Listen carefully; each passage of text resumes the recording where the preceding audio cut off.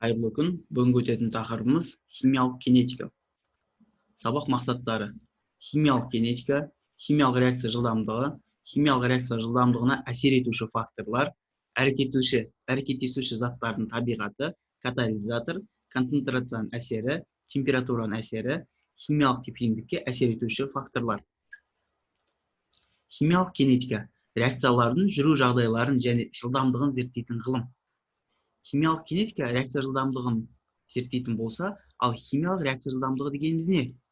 Химиялық реакциялардың жылдамдығы әрекеттесетін заттардың немесе реакция өнімдерінің біреуінің концентрацияларының белгілі бір уақыт ішіндегі өзгеруін айтады. Яғни оны біз химиялық реакцияның жылдамдығы концентрациялардың айырымын белгілі бір уақытқа қатынасы деп қарастырамыз.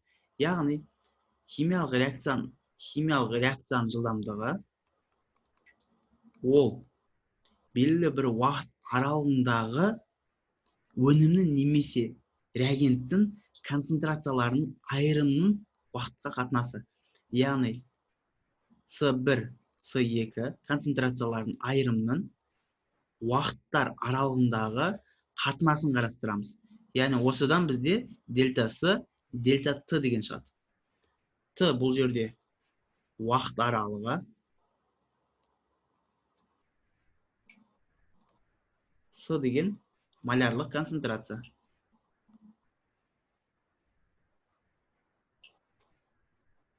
Яғни бұл өнімнің немесе реагенттің концентрациясы. Енді химиялық кинетика, химиялық реакция жылдамдығы деген түсінсек, әрі қарай химиялық реакция жылдамдығының түріне өтейік. Химиялық реакция жылдамдығы жалпылама әрекеттесуші заттардың фазаларына, яғни агрегаттық күй дейміз, немесе фазаларына байланысты екіге жіктеледі. Гомогенді химиялық реакция, гетерогенді химиялық реакция. Енді бұлардың химиялық реакция жылдамдығын қалай анықтаймыз? Гомогендіге мысал үшін біз берейік мынандай реакция теңдеуін. SO2 газ, осыған O2 газ шығады, бізде SO3 газ делік. Барлық газ бірдей фазадан тұрады, бұны гомогенді реакция дейді. Енді біз жаңа айттық, химиялық реакцияның жылдамдығы ол концентрацияның уақытқа қатынасы дедік. Енді концентрация малярлық концентрация деп қарастырдық. Олай болса, бұл малярлық концентрацияны біз ары қарай түрлендіре аламыз. Малярлық концентрация ол 1 литр ерітіндідегі еріген заттың мөлшерімен анықталады. Яғни N бөлінген V. Осыған байланысты біз гомогенді реакцияның жылдамдығын анықтаймыз. Гомогенді реакцияда бұлардың барлықтарының көлемі бірдей. Сол себепті бұл жерде көлем тұрақты деп қарастырамыз да, зат мөлшері бөлінген көлем көбейтілген дельта Т дейміз. Яғни гомогенді реакцияның жылдамдығын N бөлінген V көбейтілген Т дейміз. N бұл жерде зат мөлшері.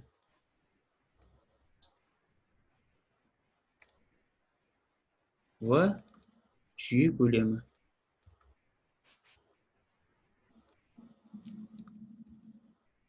Т уақытымыз. Енді гетерогендіге келейік. Гетерогендіге мысал үшін біз күкірт қатты, оттек, газ жақсақ, біз газ пайда болады. SO2 деген. Яғни реагенттер мен өнімнің фазалары әртүрлі, қатты және газ. Бұл жерде екі түрлі фаза болғандықтан, бұл жерде екі фазаның жанасу бетінің ауданын қарастырамыз. Олай болса, гетерогенді реакцияның жылдамдығы ол N бөлінген S дельта Т деп қарастырамыз. Неге S? Себебі екі түрлі фаза бар, қатты және газ. Осы мысалы қарастыратын болсақ, мынау қатты фазамыз делік. Оған әсер етіп жатқан мынау біздің газымыз дейік. Былайынан кейін газ. яғни газ келіп, ең бірінші жанасты мына ауданмен. Кейін ол жайыла алады, әрі қарай былайынан жайылып кете алады. Ең бастапқы жанасқан беттік, мына беттің ауданын біз екі фазаның жанасу беттік ауданы. Сонда реакция жүру жері осында деп қарастырамыз да. Олай болса, гетерогенді химиялық реакцияда 10 жылдамдығын анықтауда екі фазаның бетінің жанасу ауданын қарастырамыз. Яғни N бөлінген S көбейтілген T дейміз. Бұл жерде S беттік жанасу ауданы. Беттік жанасу ауданы. Яғни екі фазаның жанасу ауданы деп қарастырамыз.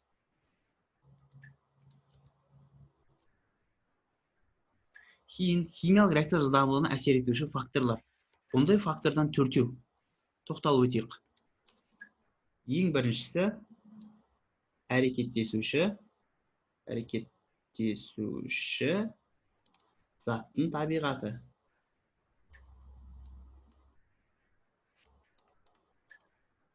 Екінші катализатор. Үшінші концентрация. Төртінші температура. Яғни химиялық реакцияның жылдамдығына негізгі әсер етуші төрт фактор бар. Енді осы төрт факторды жеке-жеке тоқталып, әрқайсысын қарастырып шығайық.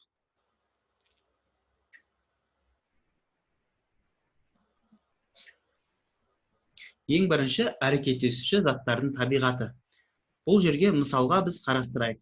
Хлор мен йодтың реакцияға түсуі. Яғни ең бірінші хлорды салайық. Хлор үшінші периодта орналасқандықтан оның 3 энергетикалық деңгейі бар.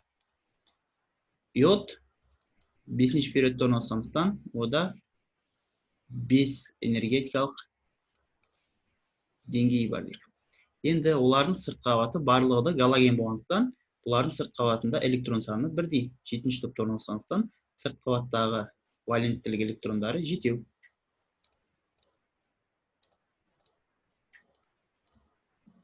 Енді екеуінің табиғаты әртүрлі, бірақ екеуі де галогендерге жатады. Екеуі реакция түсу жылдамдығы да әртүрлі.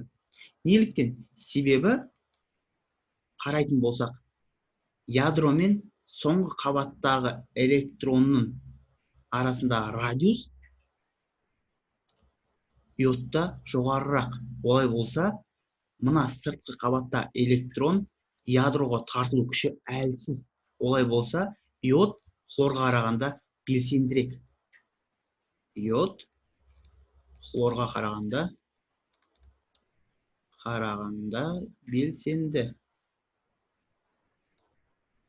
белсенді реакцияға түседі.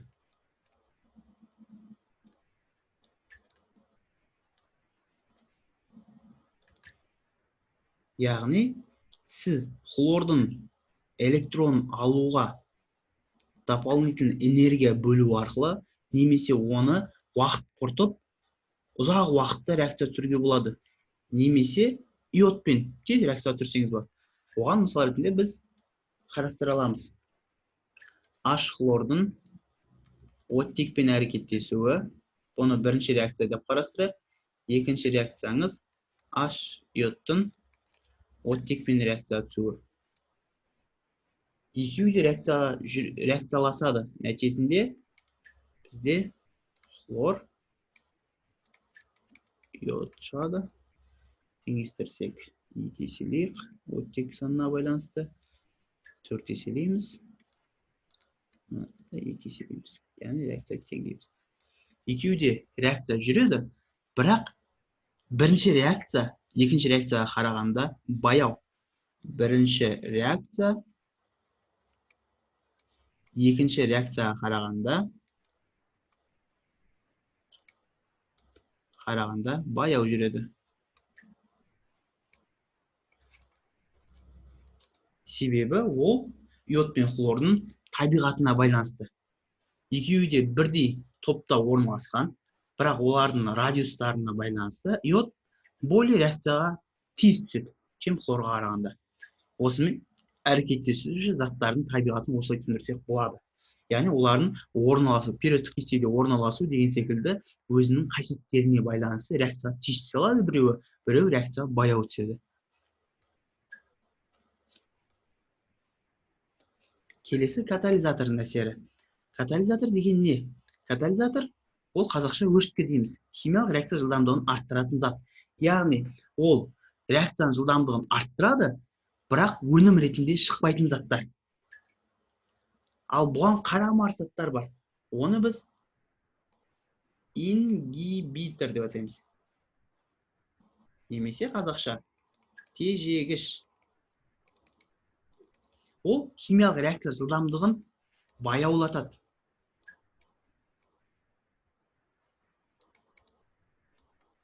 Осыны білуіміз керек. Катализатор реакция жылдамдығын арттырады, ингибитор наоборот, реакцияны баяулатады. Енді химиялық реакция жылдамдығында катализатордың рөлін қарастырғанда біз мынандай реакцияны жүргізейік. Бірінші А дейік.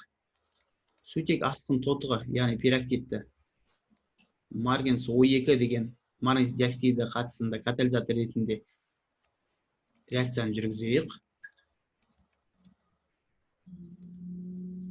Екінші, дәл осы реакция, бірақ бөлме температурасында жүрсек.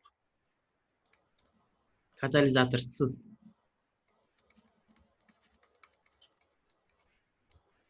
Айырмашылығын көре аламыз. Яғни мынандай интервал сызатын болсақ. Уақыт және оттектің бөлінген көлемі қатысында. Біріншіден, А жағдайы. Катализатор қолданған кезде біз қарастырамыз каждый 30 секунд сайын деп бөлетін болсақ, мысалға. Ең бірінші, мысалға,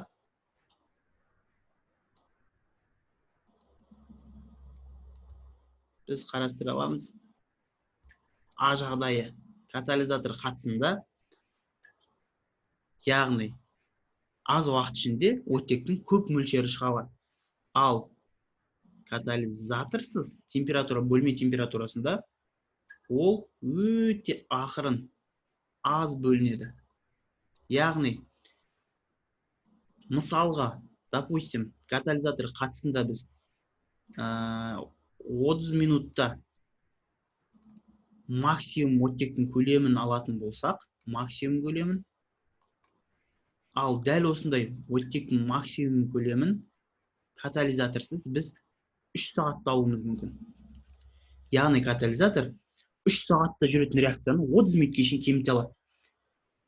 Яғни ол реакцияны жылдамдатады, тезірек жылдамдатады. Осыны мынандай зертханалық жұмыс арқылы жүргізіп, біз дәлелдей аламыз. Яғни катализатор химиялық реакция жылдамдығын арттыратын заттар. Келесі әсер етуші факторымыз ол концентрация. Концентрацияның әсерін қарайтын болсақ, ең бірінші біз айтамыз. Концентрация деген кезде біз осы реакция түсіп жатқан заттарды бөлшектер ретінде қарастыратын болсақ. Яғни, бөлшек саны көп болған сайын, олар бір-біріне соқтығысу вероятності өте жоғары. Яғни, концентрациясының әсерін түсіндіретін болсақ, химиялық реакция жылдамдығында концентрацияның әсері ол бөлшектер бір-бірімен соқтығысқан сайын, ол қозғалыс көп болады. Яғни, қозғалыс көп болған сайын, ол жылдамдық артады деген сөз. Енді, бөлшектер саны көп болды дейтін болсақ, концентрацияны арттырдық. Яғни, тағы да дополнительный бөлшектер салдық. Концентрацияны арттыру, ол химиялық реакцияның жылдамдығын сәйкесінше арттыру. Яғни, тура пропорционалды өседі. Егер реакциядағы реагенттің немесе өнімнің біз концентрациясын арттырсақ, ол жерде бөлшек саны артады, бөлшектер көп болған сайын соқтықсап бір-бірімен соқтықсу, ол қозғалыс жылдамдықты арттырады. Олай болса, концентрация артса, химиялық реакцияның жылдамдығы да артады, ал концентрацияны төмендетсек, химиялық реакцияның жылдамдығы сәйкесінше төмендейді. Осы жерде біз жаза аламыз. Мысал үшін А плюс Б С плюс Д десек. Мынандай реакция алдық. Бұл тура бағытта жүре алады, және кері бағытта жүре алады. Тура бағыт дегеніміз реагенттен өнімге қарай тура бағыт деп қарастырамыз. Өнім алып жатсақ, ал өнімнен реагентке қарай айырылу реакциясы жүріп жатса, оны кері деп қарастырамыз. Кері реакция деп. Енді бұл реакцияның жылдамдығының қалай қарастырамыз, концентрация қалай әсер етеді. Бұл жерде екі түрлі реакция жылдамдығын қарастырамыз. Бірінші, тура бағыттағы реакцияны. Тура бағыт бізде ол міне тура бағытта жүріп жатыр. Реагенттерден өнім алып жатыр. Олай болса, бұның жылдамдығын анықтауда. В тура ол константа тура көбейтілген А-ның концентрациясын алдында коэффициенті дәреже болып түседі. Көбейтілген Б-ның алдында коэффициент дәреже болып түседі. Енді кері реакция деген өнімнің реагенттерге қарай ыдырауы. Яғни бұл жерде В кері, яғни константа кері көбейтілген концентрация С, оның алдында коэффициенті дәреже болып түседі. Көбейтілген концентрация Д, оның коэффициенті дәреже болып түседі. Осы арқылы біз екі түрлі реакцияның жылдамдығын анықтай аламыз. Бірақ бұл жерде концентрацияның әсерін айтқан кезде көп жағдайда әрекеттесуші заттардың массасы деген заңдылықты орындай отырып, біз В тураны қарастырамыз. В тура есеп бойынша шығарамыз. Мысалға, мынандай есеп берілсе, А плюс В тең АВ. Сәйкесінше, А-ның концентрациясы 0,5 моль бөлінген литр. Б-ның концентрациясы сәйкесінше 0,1 моль бөлінген литр. Енді бұл А-Б деген тура бағытта жүргендіктен тура бағытта реакция жылдамдығы берілген. Ол 0,005 моль бөлінген литр көбейтілген секунд. Енді бізге айтады, константа тураны табыңыз дейді. К тураны табыңыз дейді. Ол үшін мына теңдеуді, өрнекті түрлендіреміз. К тура дегеніміз В, яғни тура реакцияның жылдамдығын бөлеміз. А-ның коэффициенті жоқ, олай болса А-ның концентрациясының өзі. В-ны қараймыз. В-да да коэффициент жоқ, В-ның көбейтіндісіне. Олай болса, жылдамдығымыз бізде 0,005 моль литр көбейтілген секунд. Енді жылдамдықтарды, концентрацияларды қарайық. 0,5 көбейтілген 0,1 моль секундтарымыз, литріміз. Енді қысқартамыз. 0,005 бөлінген 0,05. Олай болса 0,1. Бізде тура реакцияның константасы 0,1-ге тең деп қарастыра аламыз. Келесі әсер етуші факторымыз ол температураның әсері. Температураның әсерін айтқан кезде біз Ван Говтың ережесін еске аламыз. Яғни Ван Гог ережесінің тұжырымдамасы былай дейді. Қандай да бір реакцияны 10 градусқа арттыратын болсақ, оның жылдамдығы 2-4 есе артады дейді. Осыған сәйкесінше Ван Говтың ережесі формуласын қарастырамыз, теңдеуін қарастырамыз. Ол айтады, жылдамдық Т2 кезіндегі жылдамдықтың Т1 кезіндегі жылдамдық қатынасы гамма температуралық коэффициент Т2 минус Т1 бөлінген 10. Яғни осындай формуланы біз қарап отырып, температураның химиялық реакция жылдамдығының әсерін түсіндіре аламыз. Енді осы формула арқылы біз айттық, 10 дегеніміз 10 градусқа арттырған сайын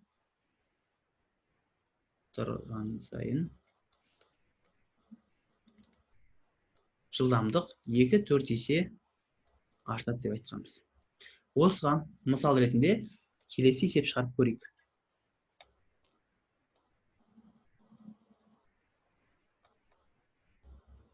Бізге екі түрлі есеп берсе.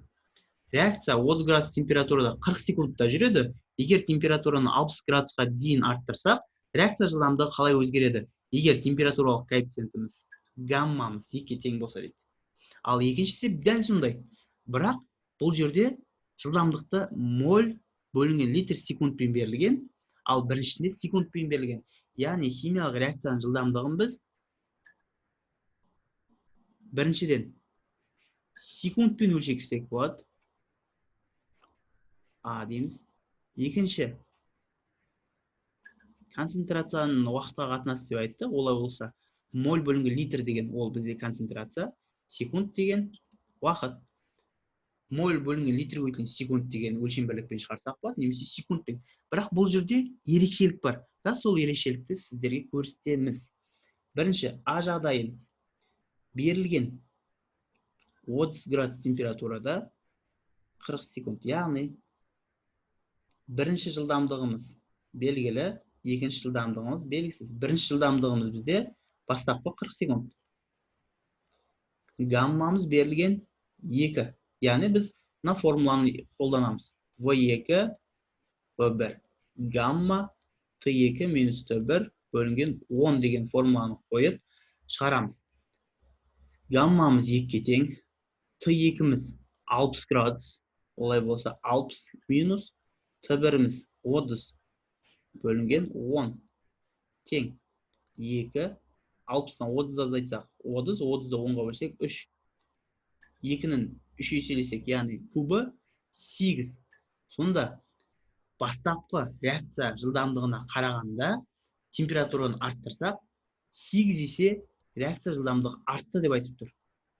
Олай болса, V2 40 секунд тең 8. Математикалық тұрғыда осы екеуін көбейтуіміз керек. V-ны табу үшін бізге 8-ді 40-қа көбейтеміз. Енді ойланайық. 8-ді 40-қа көбейтсек 320 секунд. 40 секунд тез бе, әлде 320 секунд тез бе? Әрине 40 секунд. Бірақ есептің шарты, яғни температураның әсері, температура арттырса, реакция жылдамдығы арту керек. Яғни егер секундпен берілетін болса, бұл жерде кері пропорционал қыламыз. Яғни 40 секундты бөлеміз 8-ге. Сонда 5 секунд деген жауап шығады. Секундпен берілетін болса, мына жерде бізде кері пропорционал.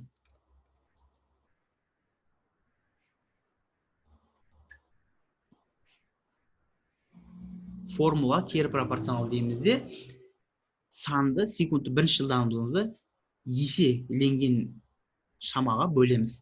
Яғни сонда 40 секундта 30 градуста реакция 40 секундта жүрсе, 60 градуста 5 секундта жүреді. Яғни 5 секунд деген жылдамырақ 40 секунд қарағанда. Осы дұрыс екенін қарастырамыз. Енді екінші жағдай. Бізде моль бөлінген литрге өтілген секунд деген өлшем бірлікпен берілген. V2 белгісіз, бастапқы жылдамдығымыз 0,02 моль литр өтілген секунд. Тең 2, 60 минус 30 бөлінген 10. 2, 3, 8 есе. Енді V2 0,02 тең 8. Бұл жерде тура пропорционалды қолданамыз. Тура пропорционал. Сонда V2-ні табу үшін 0,02-ні көбейтесің 8-ге. 0,16 моль литр секунд. Егер секундпен берілетін болса, кері пропорционал болып шығарамыз. Егер өлшем бірлігі моль бөлінген литр өтілген секунд дейтін болса, тура пропорционал көбейтеміз. Осы жерден қателеспеңіздер. Себебі ОБТ-да осындай есептер келген кезде сіздер осы жерді секундпен берсе көбейтіп 320 деп белгілеп кететін жерлеріңіз бар. Осындай есептерге мән беріңіздер. Келесі бізде слайдта химиялық тепе-теңдікке әсер етуші факторлар. Ең бірінші, химиялық тепе-теңдік дегенді қарастырайық. Химиялық тепе-теңдік қай жағдайда пайда болады? Яғни мынандай реакция теңдеуін жазайық. мысалға жаңағы А плюс Б С плюс Д. Бұл тура бағытта жүре алады және кері бағытта жүре алады. Белгілі бір уақыт өткеннен кейін екі жағы да теңеседі. Олай болса, бұл тепе-теңдік күйге айналады. А плюс В тең С плюс Д. Белгілі бір уақытта бұлар теңеседі екі жағы да. Ал бұл бізде өндіріске қажет емес. Яғни өндіріс үшін тура бағытта жүру керек, немесе кері бағытта жүріп, бір бағытта жүру керек. Либо тура, либо кері бағытта. Ни в коем случае олар тепе-теңдік күйге ұшырамау керек. Сол себепті бұл өндіріске айтарлықтай зиян әкеледі. Сол себепті бұл тепе-теңдікті бұзу үшін бірнеше параметрлер қажет болды. Оны ең алғаш рет зерттеген ғалым Ле Шателе деген кісі. Ле Шателе деген кісі ең алғаш рет осы химиялық тепе-теңдікті бұзу үшін қажетті факторларды зерттеген. Ле Шателе принципі деген бар. Кейін бұл принципті ары қарай жетілдірген Браун деген кісі бар. Кейін бұл принципті Ле Шателе Браун принципі деп атайды. Енді Ле Шателе Браун принципі бойынша тепе-теңдік күйдегі реакциямызға, біз оқшауланған жағдайымызда қандай факторлар әсер етеді? Бірінші, температура әсер етеді. Екінші, қысым әсер етеді. Үшінші, концентрация әсер етеді. Енді айтады, Ле Шателе Браун принципі бойынша температураны арттыратын болса, реакцияның бағыты минус Q, эндотермиялық жаққа қарай жүреді. Егер температураны түсірсек, онда реакцияның бағыты плюс Q, экзотермиялық жаққа қарай жүреді дейді. Мысал үшін жазайық. H2O2, H2O2, мысалға H2 плюс O2 бұл минус Q делік. Егер температураны арттыратын болсақ, температураны арттырсақ, реакцияның бағыты тура бағытта жүреді. Өнімге қарай, яғни бағыттың оң жаққа немесе өнімге қарай жүреді. Егер температураны түсірсек, бізде плюс Q іздейміз. Ал плюс Q, минус Q-міз мына жаққа ауысатын болса, плюс Q-ға айналып кете алады.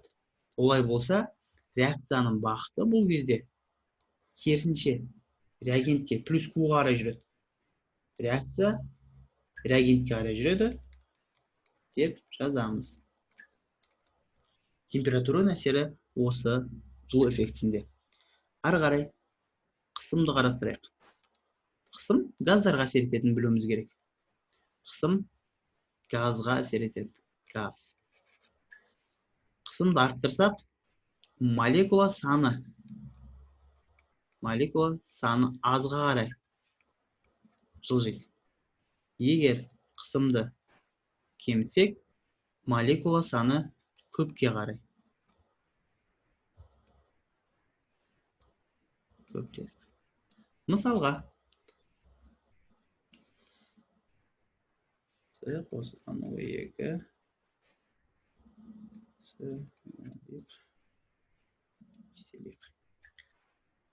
O2 қатты газ. Енді қысымды арттырсақ, қысымды арттырғанда санаймыз. Мынаны біз қажет емес, қатты болғандықтан газды қараймыз. 1 алды 2. Қысымды арттырсақ, молекула саны аз қарай. 1 аз 2-ге қарағанда. Олай болса, қысымды арттырған кезде реакцияның бағыты реагентке қарай жүреді. Енді қысымды наоборот түсірсек, ол кезде молекула саны көп жаққа, өнімге қарай жүреді. Себебі алдында коэффициент 2 газдың алдында. Осылай қарастырамыз. Және қысым әсер етпейтін жағдай бар. Ол бізде мысалға H2 плюс хлор 2 H хлор барлығы да газ. Санайық. Мұнда 1 плюс 1 мынандай 2. Сонда коэффициент сандары бірдей болған кезде қысым әсер етпейді. Осыны жаттауымыз керек. Егер коэффициенттері газдардың алдында коэффициенттері бірдей болатын болса, ол кезде қысым мүлдем әсер етпейді. 1000 есе көбейтсең де, 1000 есе кемітсең де, бұл жүйеге қысым әсер етпейді деп қарастырамыз. Енді соңғы концентрацияның әсері. Концентрацияның әсері.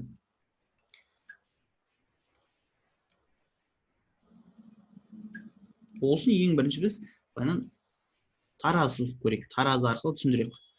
Таразының сол жағы, таразының оң жағы. Сол жақта бізде реагенттер бар. Мысалы, А плюс Б дейік. Тең, оң жақта өнім бар. А, Б деген. Енді бірінші жағдай А-ның концентрациясын арттырсақ, ол кезде концентрациясын арттыр десе, мысалы 2 есе арттырдық, 2 көбейді. Олай болса, таразы реагент жағы ауыр басады. Енді мынаны теңестіру үшін, мына жақты теңестіру үшін өнімнің, яғни реакцияның бағыты өнімге қарай жүреді. Мынаны теңестіру үшін. Яғни реагенттің концентрациясын арттырсаң, ол қарама қарсы бағыттағы өнімге қарай жүреді. Егер өнімнің концентрациясын арттырсаң, ол наоборот реагентке қарай жүреді. Қай жақтың концентрациясын арттырасын, реакцияның бағыты қарама қарсы жаққа қарай бағытталады. Енді екінші жағдай.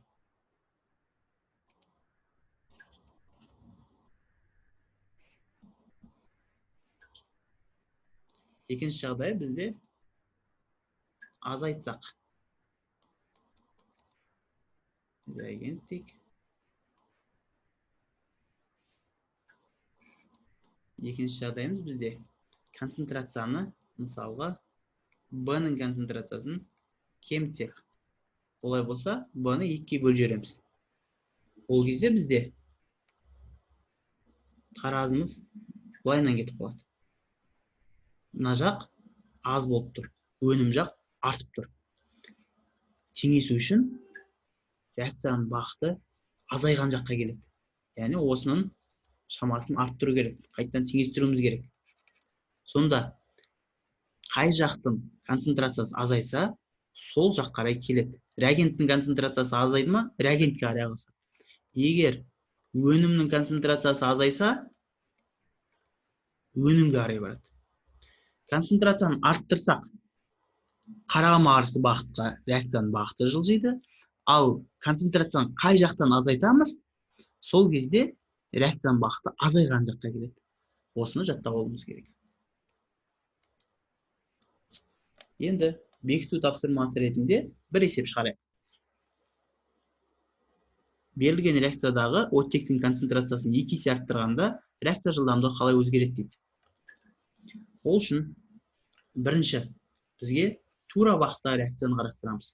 Олай болса, ең бірінші тура бағыттағы мына концентрацияның әсер етпегендегі жағдайын қарастырамыз. Б1 дейміз. Константа тура NH3 коэффициенті бар. Сонда дәрежесі 4 деп шығарамыз. Көбейту. Оттектің концентрациясы, алдында коэффициенті 3. 3 еселейміз. Мынау бастапқы ешқандай концентрация әсер етпегенде. Енді В2 дейік. Өзі концентрацияны 2 есе арттырсақ, әсер етсек. К тура NH3 4 еселейміз. Енді оттекті 2 еселегенбіз. 2 есе концентрациясын арттырамыз. Олай болса, 2 көбейту O2-нің кубы. Жазамыз. К тура NH3 4 көбейту O2-нің кубы көбейту 2-нің кубы. Яғни 2 кубталады. Бізде шығады сонда 8, 2-ні куб тұтасақ 8, К тура NH3 4 көбейту O2 3 кубы. Жылдамдық қалай өзгереді? Ол үшін дельта V V2-ні бөлесіз V1-ге. Сонда 8 көбейтілген К тура көбейтілген аммиактың концентрациясы 4 дәрежесімен, оттектің концентрациясы 3 дәрежесімен. Енді бастапқы бізде К тура көбейтілген NH3 4 O2 3. Енді бірдейлерін қысқартамыз.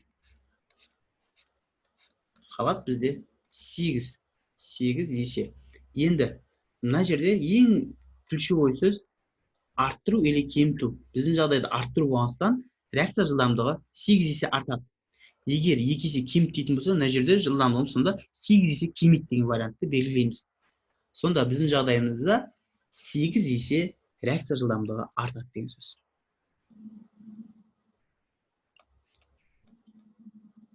Келесі слайдта үй тапсырмасы. Яғни бұл жерде сіздерге берілген Ван Гофтың теңдеуін қолдана отырып, температураның жылдамдыққа әсерін осыны шығарасыздар.